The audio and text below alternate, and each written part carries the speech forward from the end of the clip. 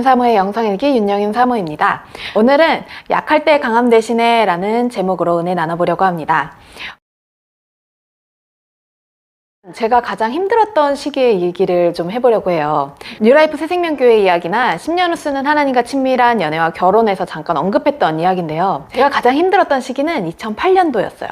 저희는 13평 된 집에서 5명이서 10년을 살았었거든요. 2004년부터 2013년까지 살았었는데요.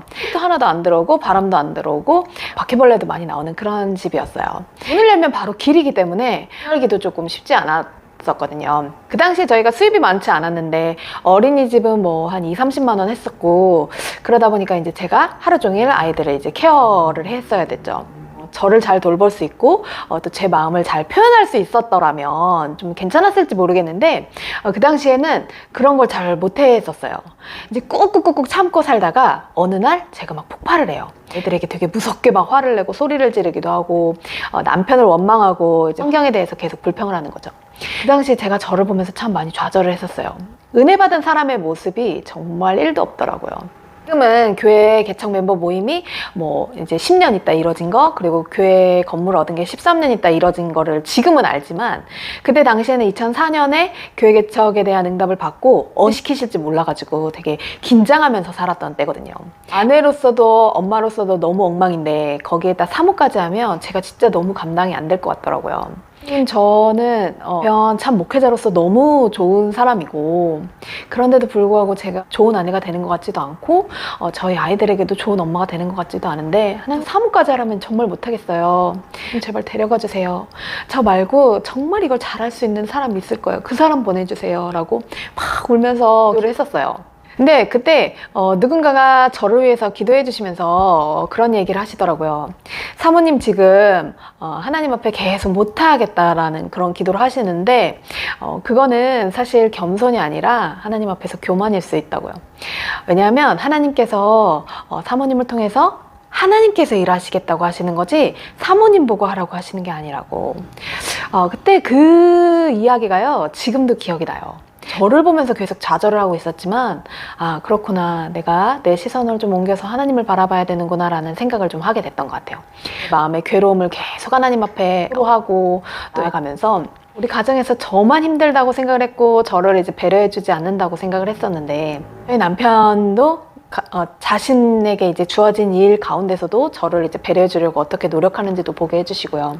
또 저희 시어머니도 하루 종일 이제 미식일 하시고 오셔서 퇴근하셔서 이제 저를 도와주시려고, 육아 도와주시려고 그 애쓰시는 모습들을 이제 계속 보게 해주시더라고요.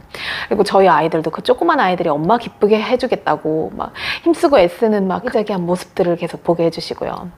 무엇보다도 저를 혼자 두신 게 아니라 그 숨막히는 공간에 하나님께서 저와 함께 하셔서 저를 돌보고 또 저희 가정을 돌보고 계시다는 걸 천천히 알게 해주셨어요. 그러면서 그 집에서 한 7-8년 살았을 때는요, 정말 이곳이 하나님 함께 하시는 곳이구나 하면서 더 이상 뭐가 필요하지 않는 상태가 되더라고요. 힘들게 목회하시는 분들의 이야기를 들으면서는요, 정말 많이 힘드셨겠다라는 생각을 하는데, 누군가는 저희 이야기를 들으면서도 그런 생각 하실 수도 있겠다 싶더라고요. 그런데 저는 그렇게 힘들지 않았어요. 반지하 같은 그 좁은 공간에서 10년 살았었고, 또 그 와중에 수입 없이 산 기간도 한 5년에서 7년 가까이 됐었고요. 교회 개척에 응답 받은 지 13년 만에 교회 건물을 얻었는데, 그 해에 저희 둘째 아이가 백혈병에 걸렸고요.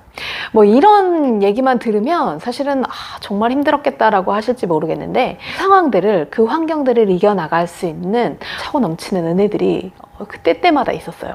하나님께서는 그 어떤 상황과 환경의 문제가 아니라 지금 너와 함께하고 있는 분이 누군지를 알아야 돼 라는 걸 가르쳐 주셨어야 됐던 것 같아요. 어떻게 내 삶에 이렇게 하나님 은혜를 많이 주시지? 어떻게 내가 이렇게 행복하게 살 수 있도록 이렇게 하나님의 은혜가 차고 넘치지라는 생각을요, 정말 종종 하면서 살아요. 근데 이게 지금만이 아니라 예전에 어려웠던 그 시절에도 그랬었어요. 지금은 삶의 무게가 거의 느껴지지 않을 정도로 너무 그 하나님의 은혜로 살아갈 수 있다는 게 너무 감격스럽고 기쁘더라고요. 연애와 결혼 책도 나왔지만 사실은 저는 기복이 너무 심해서요. 제 힘으로는 연애가 불가능할 거라는 생각을 되게 많이 했어요. 그래서 하나님 앞에 기도하기 시작했고 그래서 하나님의 인도하심으로 예배하신 배우자도 만나고요. 삶이 너무 허무하고 공허해서 뭘 잘하지도 못했었지만 뭘 해도 행복할 것 같지 않았던 제가 예수님을 인격적으로 만나고 나서 와, 사람이 이렇게도 행복할 수 있구나를 알게 됐고, 그래서 그분 외에는 답이 없다는 걸 알고 이렇게 한 걸음 한 걸음씩 따라왔을 뿐인데 하루하루 차고 넘치는 은혜를 베풀어 주시더라고요.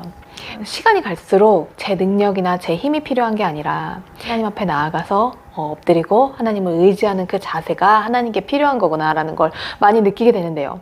한계가 없으신 그 하나님의 은혜로 이 삶의 약함이 강함되게 하시더라고요. 우리가 우리의 힘으로요, 오늘 하루를 살면 아무리 잘해도 내 한계를 넘지 못하죠.